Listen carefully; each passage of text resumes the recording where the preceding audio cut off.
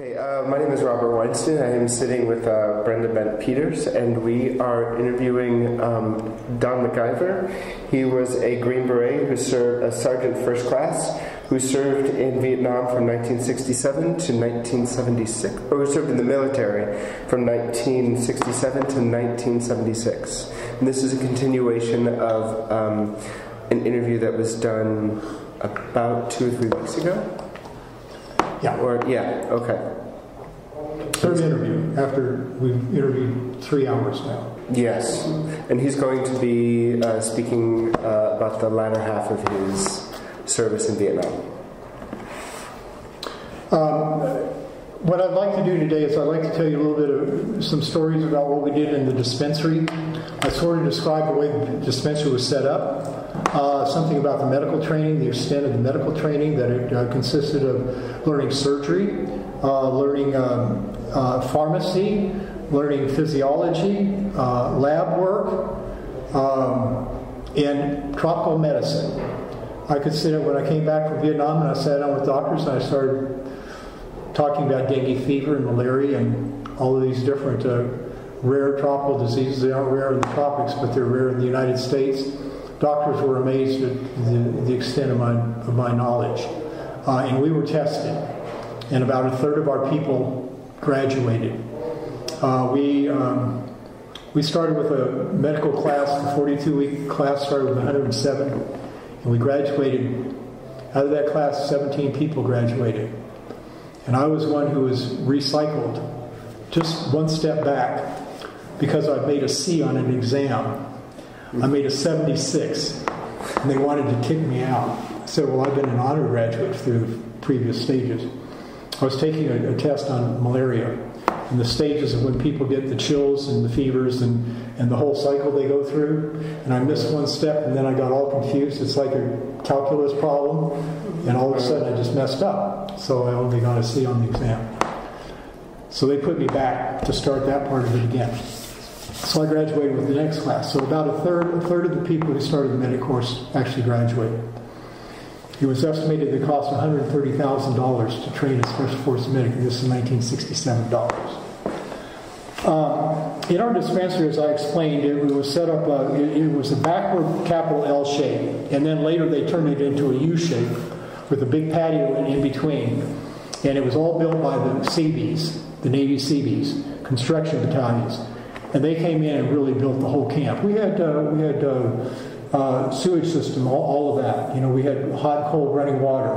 When I tell people we had our latrine, our big latrine with it was all concrete, had a big open shower with multiple heads, and then the toilet stalls. We had the French pull toilets, and people said, "You actually had toilets?"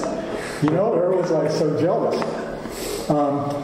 But anyway, the first week I was there, I'm going to start telling some stories about people that we treated, the type of treatment we gave, and I'm going to tell a couple of detailed and emotional stories that I've never told anyone before, or very few people. And it's the first time it's been recorded. And I figure in 100 years, when people possibly hear this, they'll understand a little bit about the medicine in Vietnam, and especially Special Forces. The first week that I got there, the sergeant major, the command sergeant major of our camp, had a myocardial infarction, which means he had a heart attack. That's my friend. That's his call signal. I've got 2 friends who use that mark. Always know where to stand. That's my best friend, who was my business partner in the World Trade Center when we lost that. So he had a heart attack, and we brought him down to the dispensary. We shipped him down to the dispensary, which was just a block away. We put him into bed, elevated him. You're supposed to put him in a semi-prone position, and gave him pumped in epinephrine and hooked up an IV and did everything that we were supposed to do for a heart attack at that time.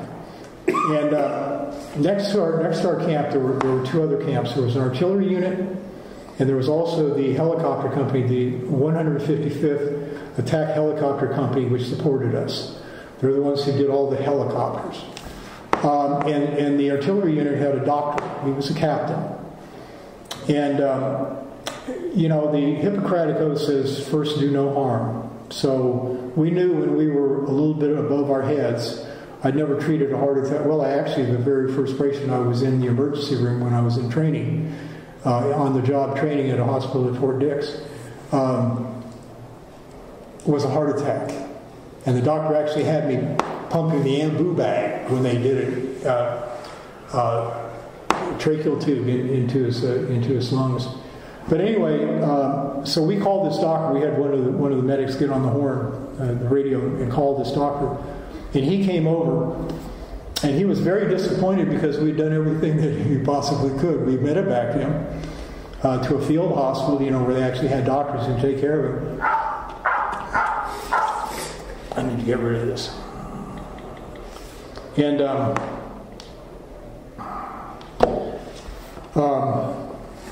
he always said, something, I'm over there treating cuts and colds. And he said, you guys are over here practicing real medicine.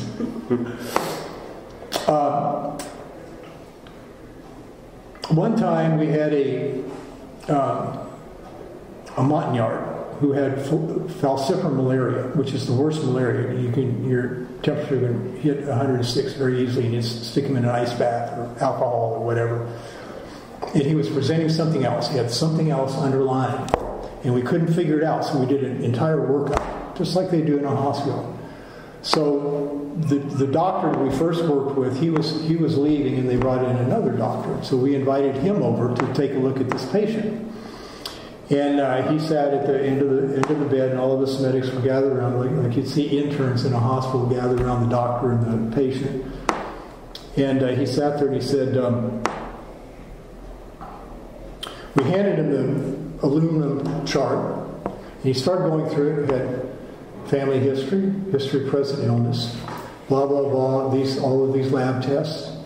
And he kept looking up at us, and he said, who did this work? I said, well, we did. He said, well, where did you learn how to do that? He said, this is incredible. I said, well, that's how we were trained. Well, he just couldn't get over it. And after he examined the patient, he said, I don't know what else he has either, but you guys are treating him right. So and these guys, when they left, both of them, when they left, we gave them one of the plaques, and then we gave them a Green Beret. Uh-huh. Now, talk about a thrill. They were thrilled. We had another patient, this is a Montagnard, a little boy, and some of the latrines, especially over in the recon areas that were used by the indigenous troops. We had one company of Montagnards and one company of Cambodians. Well, they were built like an outhouse, but they had the bottoms of 50-gallon drums underneath to take the waste products. And then it had what they would do at the end of the week is they pull those out and put I don't know if they use gasoline or kerosene or what they put in there, but then they would light it and it would just flame up. Well, this little 10-year-old Montboard boy, I think was with his father, or it happened at one of their villages. I'm not sure which, but basically he got a flash burn. And he was burned on his arm and his face and all that kind of. He was 10 or 11 years old. And he was just the cutest little boy you ever saw. And Buff Costello, this big guy, his hands were about the size of two of mine. But he was so gentle, and he took care of that little boy. And every day, we left him in the dispensary, and pretty soon he was well enough where he could run around the dispensary. So he became our little mascot. And I remember when he left, he just bawled. He was in tears. He was like, if you hadn't have been here, Sid, I would have died.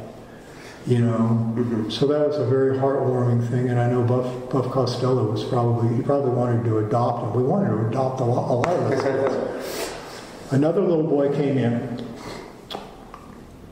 Actually, this is one of the letters I wrote home. I was going to pull it out and actually read the letter. But a little boy came in, and he had been walking through the jungle and had been chased by an elephant. And he tripped over a vine or something, and he slid on the ground and drove 3 bamboo slivers into his arm. So he came into the dispensary. I pulled out our charts, anatomy charts and all of that kind of stuff, trying to figure out how to go in there and remove these. There was a doctor down at this big airfield, and they had a higher level, I like to think it was supposed to be a higher level medical staff than we did, because that's where they would take the wounded and immediately ship them to, like infantry units and all that. The doctor wasn't very nice. He was so uppity. And the fact that our indigenous troops were hired as mercenaries, they weren't paid by the Army of the Republic of Vietnam. They were paid by the United States government, and they were supposed to get the same medical treatment as U.S. soldiers. Right. I told on the last one where my first mission out, when I was awarded the combat medic badge, treating someone under fire, this Montagnard was peppered with shrapnel. And when I tried to get him in there, the guy refused to take him. So we took him back to the dispensary and treated him. So this little boy, I took him down there. No, I didn't even take him down there. I just went down and I asked the doctor, I said, listen, about this patient. He said, I won't treat him. I said, it's 3 bamboo slivers in his arm. He said, I won't take him. Again, this kid was about 11 or 12 years old. So I took him into the dispensary and I put him up on the operating table, and I think that's that picture of me operating on him. Okay. Yeah, and so what I did is I put lidocaine. I gave him shots of lidocaine around the area, and then I made very small incisions in there so I wouldn't damage anything. And I went in there and I pulled out these small bamboo slivers. They were all about a couple inches long and maybe 1/8 of an inch wide or 1/4 inches wide. And then we left. I think we left the wound open for a couple days just to make sure that there was no infection. But that was just a little thing. We treated snake bite. We treated all kinds of malaria, all 3 types of malaria. We treated dengue fever. Almost always, the 20 beds were filled up, and most of them were indigenous. But we also treated Americans when they got sick. My best friend over there, Trent Lancelot, or one of the guys I hung out with the most, and we became great friends after Vietnam. He got malaria, and they shipped him off to a field hospital. When he came back, he said, Don, I wish I'd stayed here. You guys would have taken a lot better care of me than they did at that field hospital. So a lot of guys just wanted to stay. The Lieutenant Colonel Fred Lindsay, who wrote the book recently, he put in there that the medics were not awarded what they should have been because there was a lot of confusion about what helicopter you on or whatever. He said the Special Forces medic, he said, I would have allowed him to do an appendectomy on me. And I had assisted on an appendectomy and a cholecystectomy when I was in training. So I saw it, that's not rocket science when you go into surgery. It's pretty simple. But you all can always make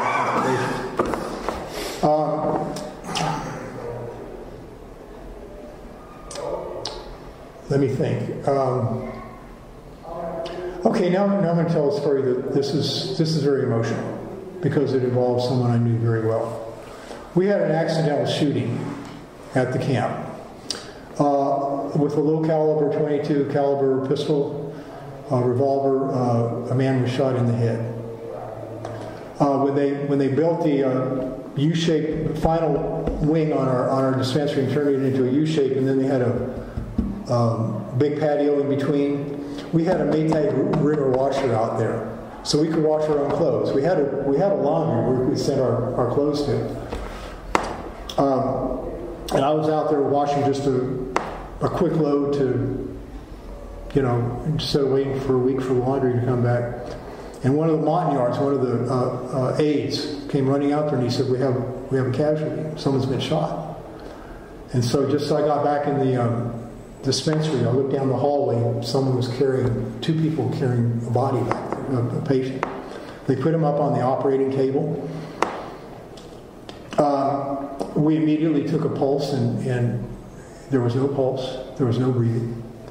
The wound had gone in the side of the head and had stayed. There was no exit wound. So it was a 22 caliber bullet in the head. I immediately started doing mouth to mouth. Another guy was doing external cardiac compression. The head medic, Don Chase, the master sergeant, he was giving epinephrine, hooking up IVs. We were giving every drug that we possibly could. Solucortef, which was one drug that we carried in our medic bag, because it would, if there was a head wound, it would hold off some of the swelling.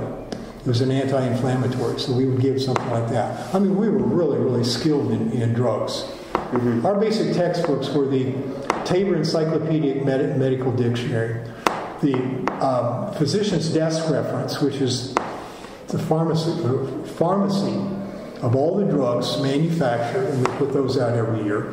We had Emergency War Surgery, which was a NATO book produced by the United States. We had the Special Forces Medical Handbook, and the Merck Manual. I mean, we had all these references. So anyway, not 2 minutes after I started doing this mouth-to-mouth breathing, and I did it for like 30 minutes, and that is very, very difficult. You know, because all of a sudden you start getting back, air that's you've been putting into the person starts coming back out. But about 2 minutes, I looked up when I first saw him and started doing mouth-to-mouth. I looked up and I was like, he's gone. So anyway, all of a sudden someone says we have a pulse. Now he never started breathing on himself. We had immediately called the back hospital down the street that had the unnice doctor.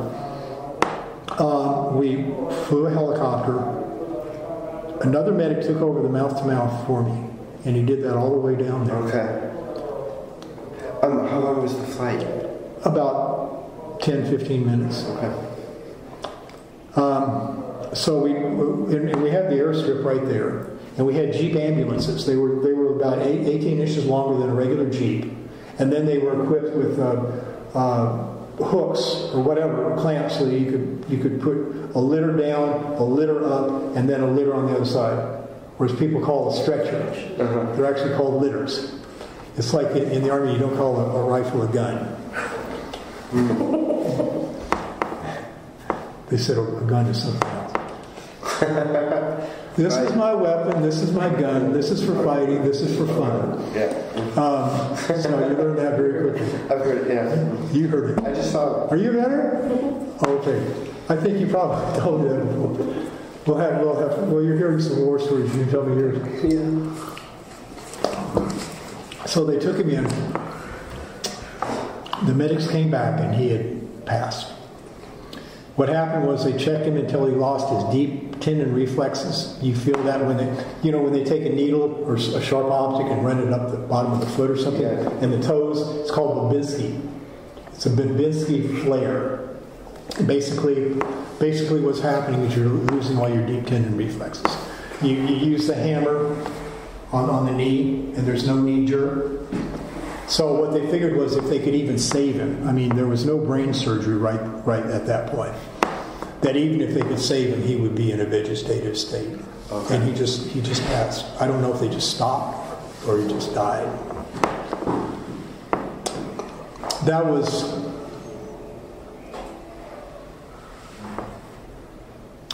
It's tied for the worst that's been in Vietnam. Because this is someone I really, really, really respected and liked and had been a good friend. In October of 1969, this is a different story. This one involves sort of combat, but we're not sure if it was real combat or mechanical failure on the helicopter. I was down in our south launch site, and all of that is discussed in my previous interview, where from our main camp, we'd go down to the one where I showed you the pictures of being in our camp built in the middle of the Michelin rubber plantation. So I would go down there for an entire month. I'd go down there for a week, 2 weeks. We would cycle the medics. We had at that time we had about 6 or 8 medics, And we have them spend time, a third of their time in the dispensary doing sick call and treating patients, a third of the time on ground operations, and then a third of the time flying what we call case medic. And as I explained earlier, when we were inserting a recon team of around seven members, about 3 or 4 Americans and other Montagnards and Cambos, they were going into Cambodia to parallel the Ho Chi Minh Trail and count troops and trucks and calling the bombing raids and all of that kind of stuff. Our camp, actually, one of our recon teams found the communist military headquarters of the North Vietnamese Army in South Vietnam. They went in and destroyed it. Very top secret. To be a Green Beret, you had to have a secret security clearance. To be in this, you had to be top secret. I came back from Vietnam, and friends of mine told me that the FBI had come to talk to them. They weren't kidding around. I said, well, what did they ask me? They said, well, I can't tell you that. They said, this is confidential. But I was a pretty good kid then. I was a goody two-shoes. I never got in any trouble. I was the vice president of the Young Republicans at the University of Texas, you know.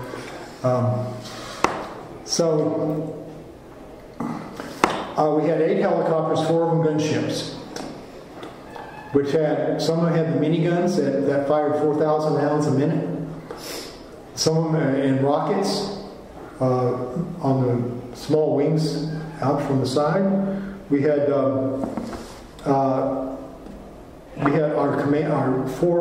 were 4 slicks, which meant troop carriers. In other words, there was no slick.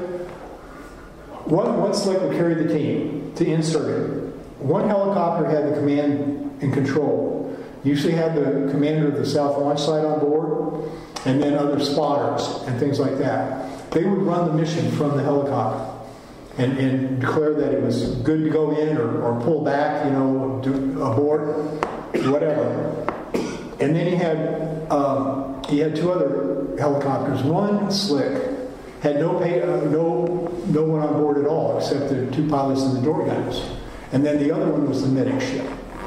And it was me and my M5 bag, which had all my medicine and bandages and IVs and all of that kind of stuff. And if they were wounded on the ground, my helicopter was the first one in. If it was a cold extraction and there were no wounded, usually one of the other slicks that would carry the recon team would be in there first, and usually the second one coming right behind it. So, like the story I told last time, the very first time I think it was the first week that I was actually doing this. We had a hot extraction. I went in. They had a wounded. We sat down, and I got out of the helicopter. I ran across an open field through this. It was that kid who'd been peppered with shrapnel. Threw him over my shoulder, got him back in the helicopter, started treating him.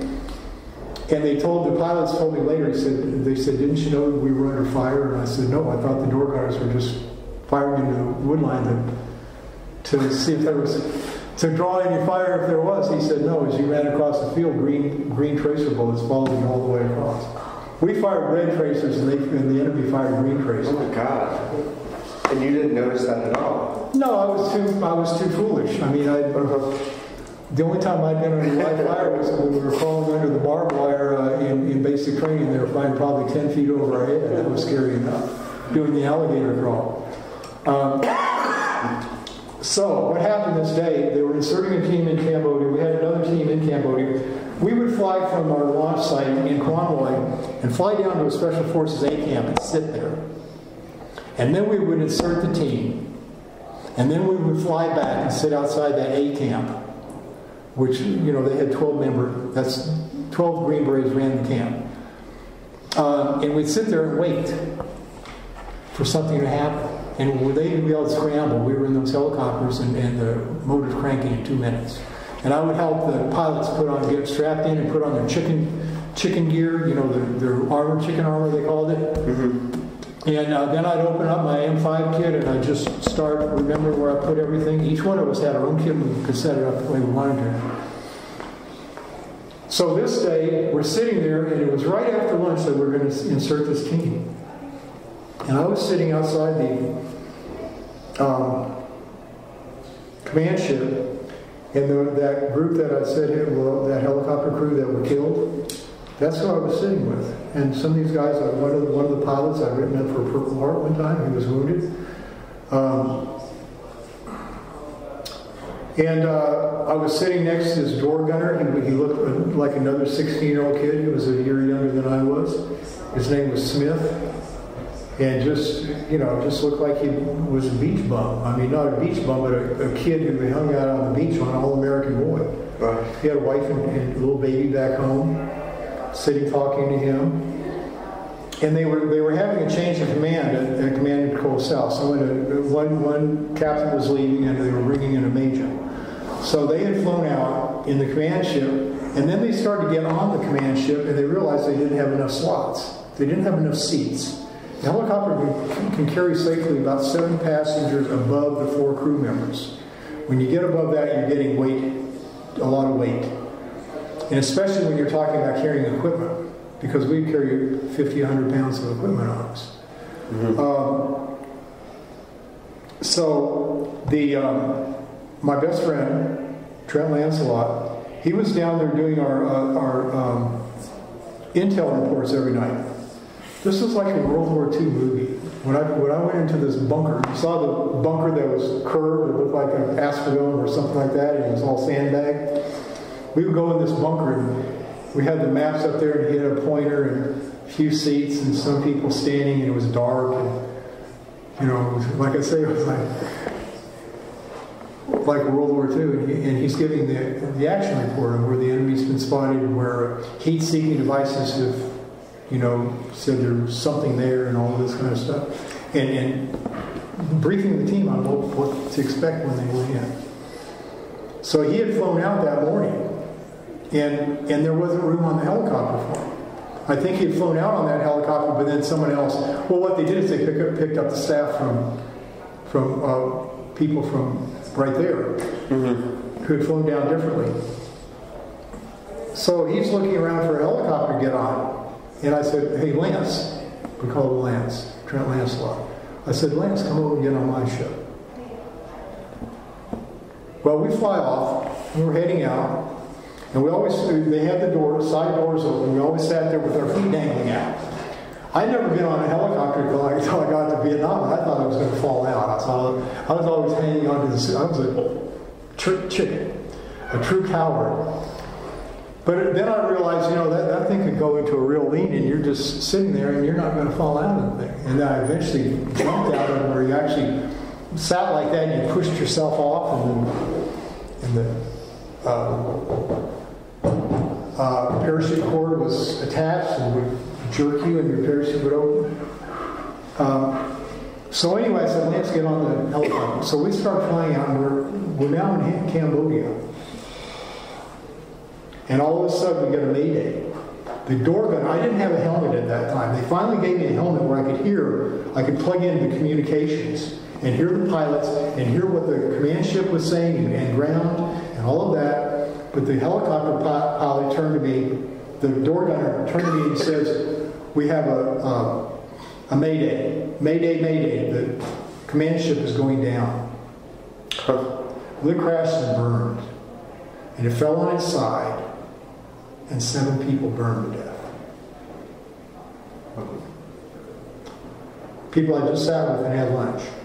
When they said the chopper had gone down, we looked down and we saw this plume of white smoke coming out. And what that was, it had titanium, a lot of the chains and everything, the drive chains and everything, they're made of titanium. And so it burns at a very, very hot, and we see this, and I looked over at Lance. Didn't say a word. Mm. But he knew I just saved his life, mm-hmm. in a sense. Because I said, hey, Lance, come over here. He was doomed to get on the helicopter. Wow. So, the captain who I pointed out, who was standing next to that helicopter, John Ross, they were going to go in on what they did is they immediately took that team and put them on the ground to see if they could save me. Well, they couldn't get in the helicopter. It was ablaze. It was an inferno. So I told Captain Ross, I was in a helicopter with him, I told him, I said, let me go in. Let me go in for the body recovery. He said, no. He said, you can't. He said, we have another team in Cambodia, and if they get in trouble, we don't have a medic to send over.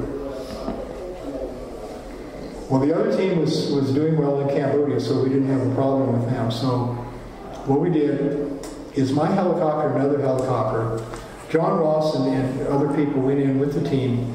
They brought body bags. And then these McGuire rigs that I talked about that were S-shaped on the floor of the helicopter, we could drop those 150 feet. And they had a saddle, like on a kid's swing, you know, like you see now. And then it had a wrist loop. And they could slip it. We had two on each side. You could slip them over your butt and then put your hand through the loop and hang on. And then they would try to grab hold of each other and would lift them straight out of the jungle 150 feet above the trees. And then fly it, dangling, back to the camp. Dangling the entire way. Dangling the entire way. Now, I never was pulled out of the field that way, but I trained that way. And someone who doesn't like heights, I mean, it took me everything in the world just to jump out of an airplane. And I found out that many of my friends also were scared of heights too, and to get through airborne school, it was a challenge. But I ended up making about 50 jumps. You know? Did it get easier as you did it?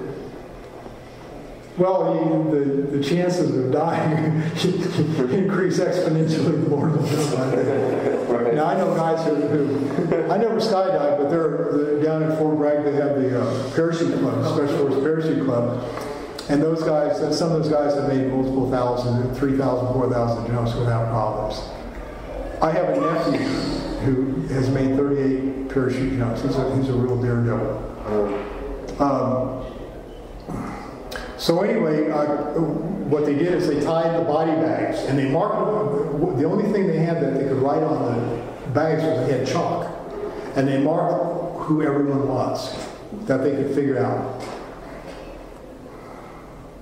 And then my helicopter hovered, and on the ground they tied the McGuire rigs around the body bags. Well, when the rope pulled on the body bag, they tightened it really, really tight. So it was, you know, we had that weight of a 150-pound body hanging below it. So we lifted 4 of them off, and then they lifted the others off. And we flew back to the A camp where we'd been sitting all day. And then we landed, and we put the body bags on the helicopter. And then I got inside the helicopter. And I'm sitting next to 4 friends who've just been burned to death. So we go back to Quanloy, which was our base camp for the South Launch Site, and we land. They had a Graves registration there. The First Cavalry Division was also stationed there. We were actually in one little corner of their camp, all of us in the middle of the Michelin rubber plantation. So we flew back to Quanloy and we landed at the Graves registration, and we started to unload these bodies.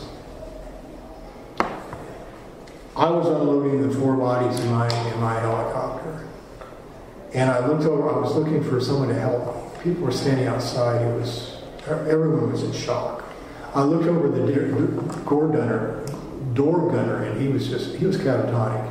He just stared straight ahead. It was like he was in a live coma. You know, he couldn't react. And as I tried to untie these things, they were so tight and knotted. And I had tears running down my face. I was so frustrated just trying to untie it. So we got the body bags out, and they brought them they lined up the 7 bodies. 4, 5, 6, 7. I think there were 7. 3, 4. Maybe there were 8 people on board. And they lined them up in the tent, which is basically what the whole Graves registration was, a big tent. And I asked John Ross if I could go in there and help ID, and he said, no, Don. He said, you don't need to see this. I know who everyone is. And so that's what they did. One thing that John Ross did, he protected his men. And if there was no need to see, there was no need to know, he's about 5 years older than I am, so he was like 27, 28 years old as a captain. I'm a 22, 23-year-old medic. Staff sergeant at that time. And so we had a memorial service after that, but it was one of those things that you just don't get over. And then there were other pilots who were killed along the way. I have a whole list of the pilots who were killed. There's one man who lives in Brooklyn. His name is Bruce McGinnis. And he was one of the helicopter pilots.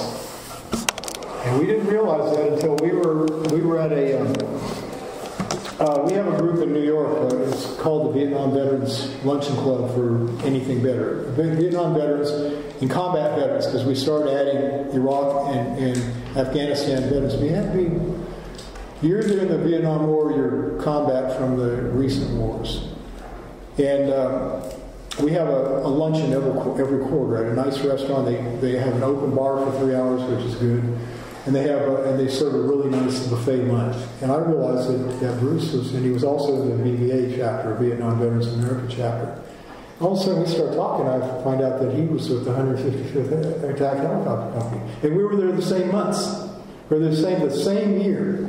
But he was flying out of the North Launch Site, and I was flying mostly out of the South Launch Site. But there's a very good chance that we actually flew together during the time I was there.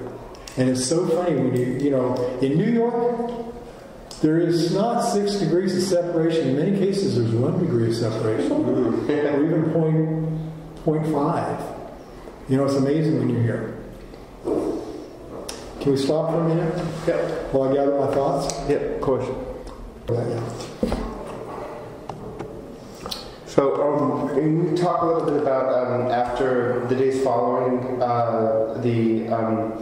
the 7 deaths? Like, what was the camp like? What was the effect on the camp? Well, it was very deep. Here you had lost people who were in the command structure. You had lost best friends. Captain Ross, one of the captains the captain who was replacing him was lost. They were the same age, and they were best friends.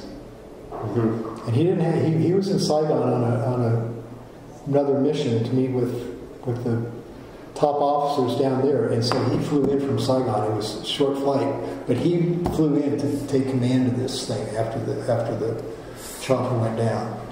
So you have the helicopter company morning, you have the CCS morning, and I got my first air medal. That started when I first got to camp, July 25th, and it ended up on October 8th, I think. It's actually I have a record of that. And then my second air, or ended on the 7th of October. My second air medal started on the 8th of October, which was the day before the wreck, the collision. Okay. And that was 25 combat flying hours. In other words, this wasn't just flying around delivering supplies or whatever. This is flying into a combat zone. Right. So my first one lasted for 2.5 months. August, September, part of July and October. So it was 2.5 months. And then my second one, I was still down there. I was still at Quan Loy. So I wasn't back at Bambi 2 where, both units were headquartered, the helicopter company and CCS. So I was sort of isolated just by the people who were there, and then the recon teams would be sent down from Quan Loy or from Bambi to it. And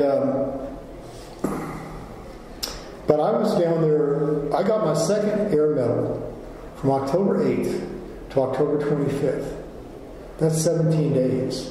Mm-hmm. So I was flying in and out of Cambodia. We had guys in trouble. Oh, I'll tell you one more story. When we used the McGuire race, we had a team, and they were under fire. They had a wounded on the ground, but we couldn't get in. They couldn't find a landing zone. We're talking triple canopy jungle. We're talking George of the Jungle. We're talking Tarzan, or even worse. 150 feet trees, and that's why we were able to drop those 150-foot ropes, the MacIver rigs. So they call us in, and they said there's a wounded, but we can't get to him. We're going to have to pull him out of the strings and then get him to a safe area where you can treat him. And amazingly, this is the lieutenant who was in charge of the recon team when I pulled out that Montagnard, who was peppered with shrapnel. So this was the second time I was working with his team. And it's nothing bad about the team. It's just the fact that they got in very easy to get in contact with the enemy. You're 7 men, and they got trackers out looking for you, North Vietnamese trackers, and you're running into regiments. You're running into 1,000, 4,000 men, enemy. So anyway, what we did is my helicopter was the first hunter. We were literally just sitting there. And the door hunters and I, the MacIver rigs were S-rolled inside these canvas bags that were trifold, and then they snapped. So we unsnapped them, started feeding them out. We were trying to feed them down the trees. One of them got caught in the trees, and we couldn't figure out whether it got down or not. So we dropped them down as far as we could. Well, 3 of them, I was standing there I realized that there was too much slack on this line. And I was standing there holding on to the superstructure of the helicopter and leaning out, trying to shake this rope down. Mm-hmm. So I'm exposing myself to the enemy, and they're shooting at us. I wasn't so worried about getting shot. I was worried about the fall. Yeah, I don't want to fall without a parachute 150 feet through the trees, So anyway, we pull them up, and they were not able to hold on to each other. So they had a tight group. So they're out there swinging like this, and the wind is blowing. I don't know what the speed, air speed was or whatever. And so they kept calling me. And this again was before I had a helmet. And after that, I said, I want a helmet. Well, one of the door gunners the next day, he had a helmet for me where I could regular pilot's helmet. I still have it. It's not the original. I couldn't take it from Vietnam, but I bought one on eBay because I wanted it. I have all my equipment. I have everything that I carried over there. I explained very in detail last time about where everything was, every pocket, what was on my pistol belt, everything. So anyway, we lift off, and they say, you need to tell us how many, you have to verify that there's 4 guys under the helicopter. So literally, I'm at stomach level, hanging out of that helicopter, and hanging on for dear life, trying to lean under there, trying to figure out how many guys were there. And they all look the same. They're all wearing their jumbo fatigues and some type of flop hat. I was trying to figure out what 4 different people might look like based on their headgear, because we used to wear different headgear. I couldn't figure it out. And they kept saying, can you verify 4? And I said, no. I said, I will not. I will not verify those 4 people, because if there's 3, then I'm in deep. Right. And I was, something? They teach you how to think, and they teach you how to think militarily. My years in politics and in business, I like the phrase strategic planning and tactical implementation. It's very military. But it says you have to have a plan and then you implement the plan. Well, my plan was don't first do no harm. And I said, no. I said, I know there's 3, but I said, I'm not sure there are 4. Oh, come on, verify it. Well, we got there, and we sat down, and as the guys came down and got out of the ropes could fly up into the rotor blades. They'd be sucked up. So what they did is they pulled them out. I think they actually took the guys and walked them out, and then they took the wounded Lieutenant Gartland.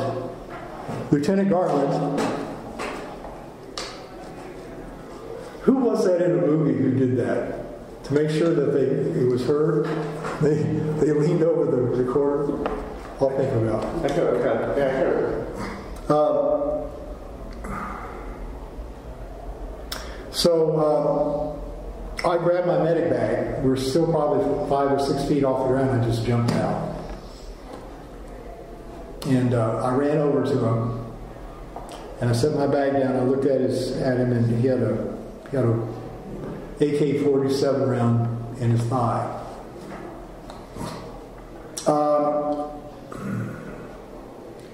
It was funny because when we were in training at Fort Sam Houston, and we're actually using the emergency war surgery book, where we had to learn what happens when a bullet hits a person, and the mass and the velocity, all this, it's like a calculus problem. Mm-hmm. And we were tested on that stuff. I mean, they drilled us into us. I was an undergraduate out of that phase of the training. I was sixth in the class of 56, I think.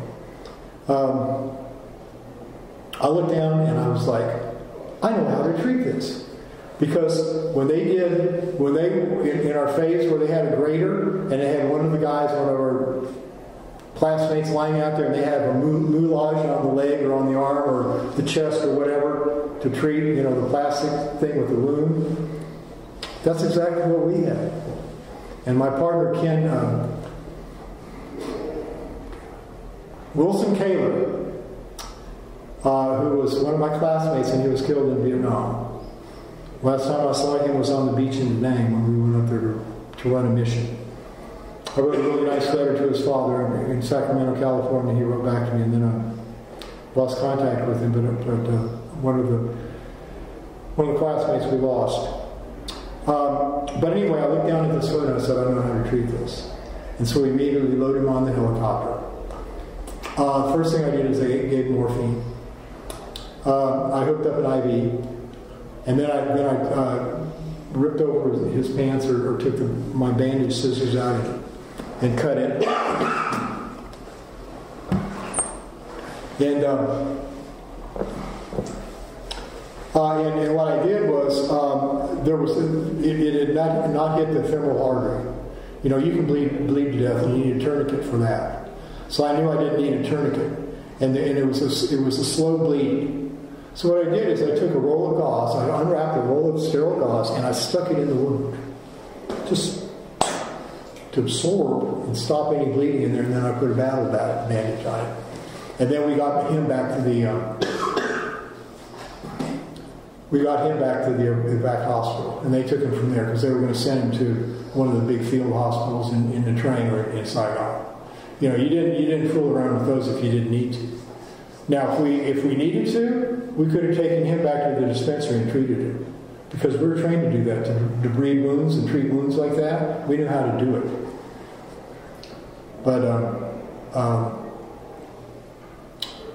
so that was another exciting day. So we have about 9 minutes left. I want to tell you a little bit about my reserve training. I came back from Vietnam. I got my plaque. The head medic put me in for the Bronze Star because I hadn't. He said, "What did you get?" And I said, "I got nothing." I said, "I got an air medal." I said, "They didn't even give me my first air medal. They gave me my second one because they stapled the two paperworks together, and they gave me my second one, but I didn't get my first one. I still don't have it."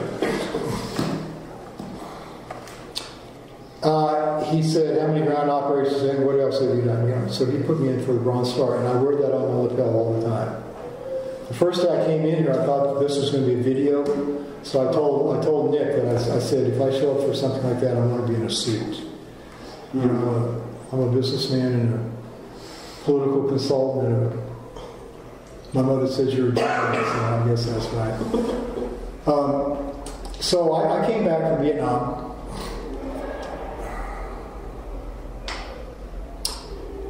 Actually came back a week early. My cousin Greg in Seattle, my mother's mother and my mother's sister Alice, they lived in Federal Way, Washington. Greg Haig and Alice Haig, Alice Person Haig, they picked me up at Fort Lewis where they dropped me off a year earlier. And the night before I left for Vietnam, we went out camping. I didn't sleep in a real bed. I slept in a sleeping bag. And we went out on the peninsula, what do they call it in Seattle? I'm trying to think of what they call the bay there. Anyway, we went out and set up camp and built a fire and sat there and drank 3 6-packs of beer and came home with 1 6-pack, and he said, when you come home, I'll have this 6-pack of Olympia beer waiting for you. He kept it under his bed for a year. They came out to Fort Lewis as I out-processed, and my tour of duty was up. My 3 years in the Army was up. I had 3 years of inactive reserve duty left. 6-year enlistment, but I had no more active duty. So they picked me up at the airport, and in the back seat, in a cooler, we went home. We went back to their house in Federal Way and fixed steak that night. The next night, he takes me to see the movie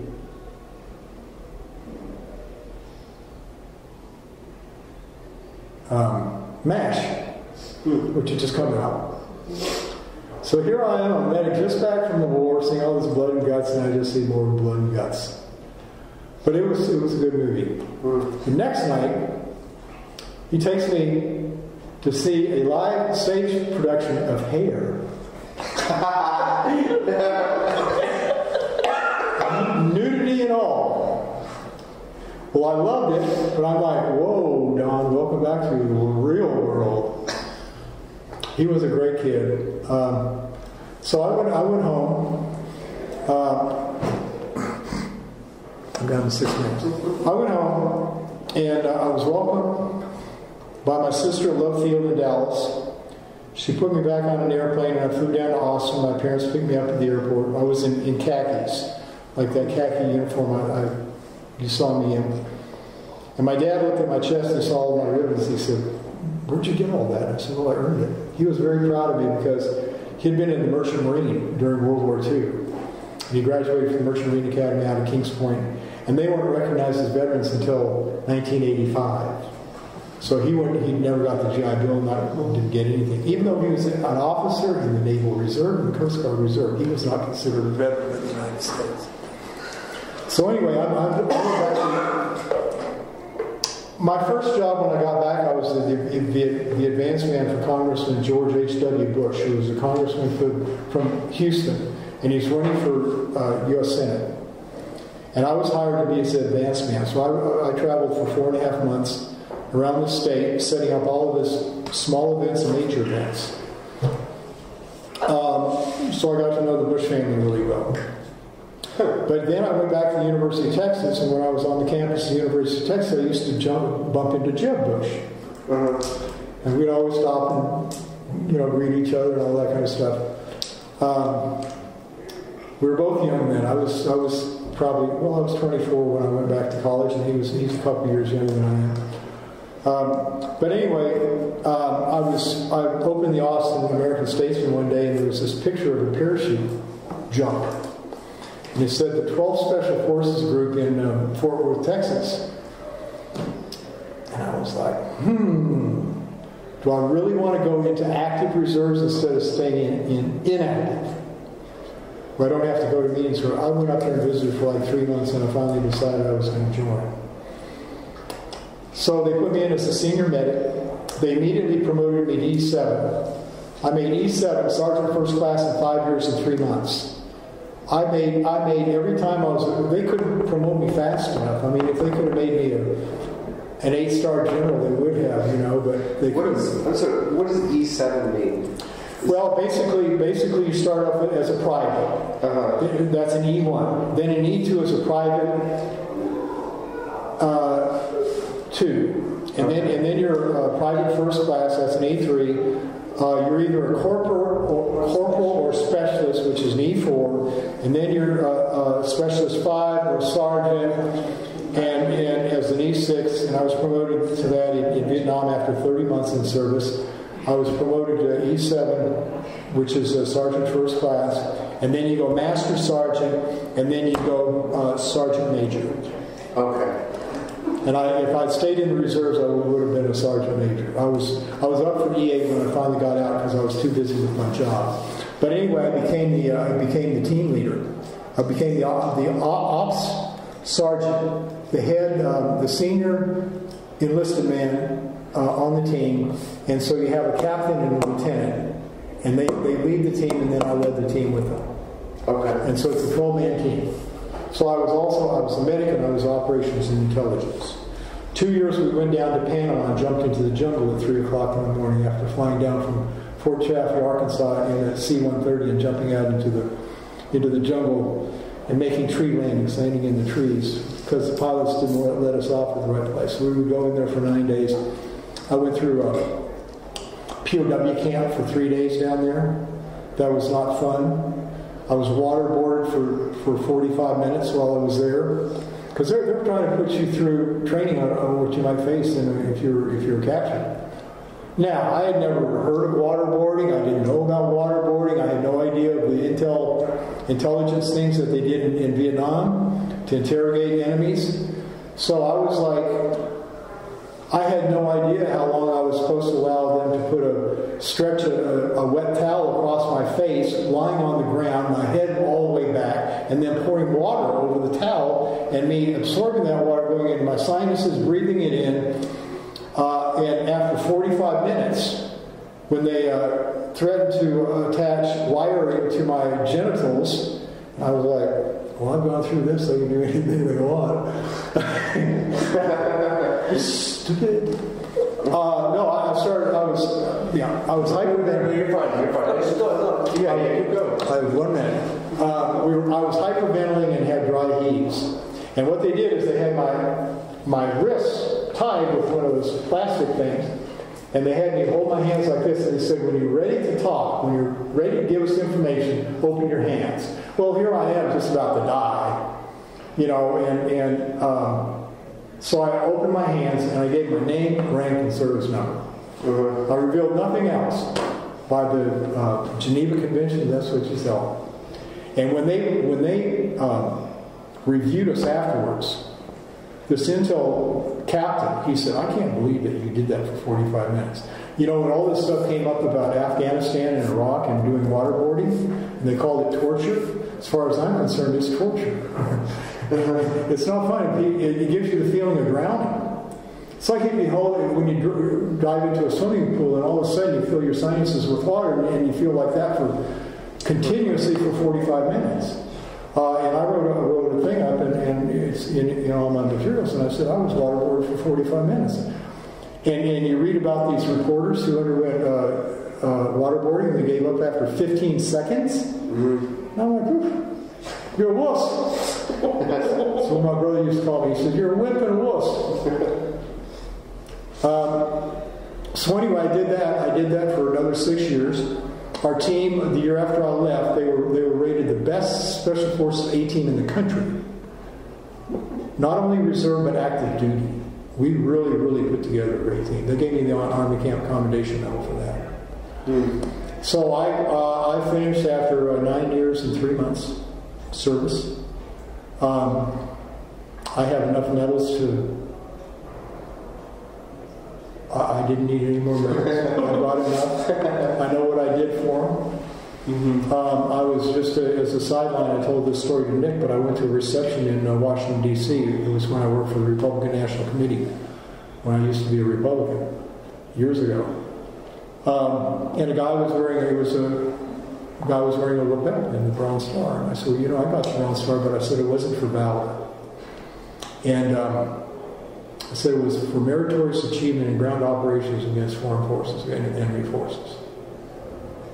And he said, well, I said, I don't think I'm not sure I should wear the lapel pin. He said, well, what else did you get? I said, well, I got an air medal. And I think this was before I got the Army Commendation Medal. But I got the combat medic badges, which means you treated people in combat. It's like a combat infantryman's badge. You have to be under fire to get that. It's not something you just hand out.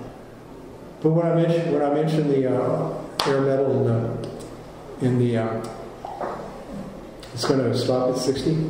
I think it's going to. I don't know it's going to stop. I thought you said 59, so that's why it's up. Okay, this will just take a second. Okay. So anyway, he said, "Oh, we gave those out to everyone." I was shocked. I leaned up to him and I said, "Well, I know what I did for mine." And I've heard people say that since. They have a little lapel pin on. We're at a formal dinner or a nice business dinner or a veterans dinner or something like that.